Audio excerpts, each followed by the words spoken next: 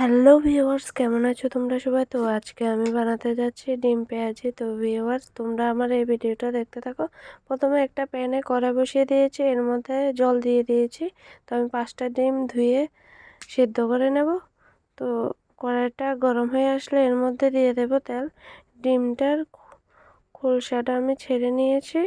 তো এখন এর মধ্যে স্বাদ মতো লবণ দিয়েছি, হলুদ গুঁড়ো দিয়েছি। তো এটাকে আমি এভাবে ভেজে নেব, উল্টে পাল্টে।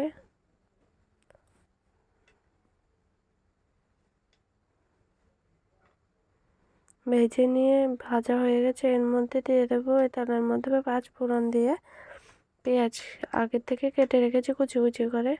তো এটা দিয়ে দেব, এটা দিয়ে এটাকে ভেজে নেব।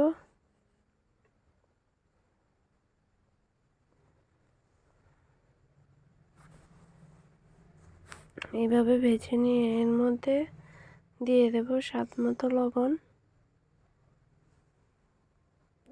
আর দেব হলুদ গুঁড়ো আধা চা চামচ। তো এটাকে আমি এভাবে ভেজে নেব। তারপরে একটু হয়ে আসলে এর মধ্যে দিয়ে দেবো লঙ্কার গুঁড়ো। লঙ্কার মধ্যে একটু হালকা জল দিয়ে দেবো যাতে এটা ভালোভাবে সেদ্ধ হয়ে যায়। তো এটাকে আমি এভাবে ভেজে নেব। ভাজা হয়ে আসলে তখন এর মধ্যে জল দিয়ে দেব। আমার প্রায় হয়ে এসেছে। এরপরে দিয়ে দেব জিরা এবং ধনের গুঁড়ো। তো জলটা দিয়ে আমি ডিমগুলো এর মধ্যে ছেড়ে দেব।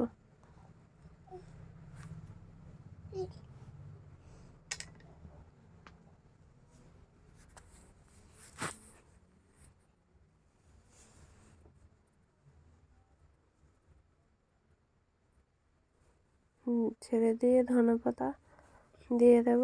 তো আর একটু গরম মশলা দিয়ে দেব।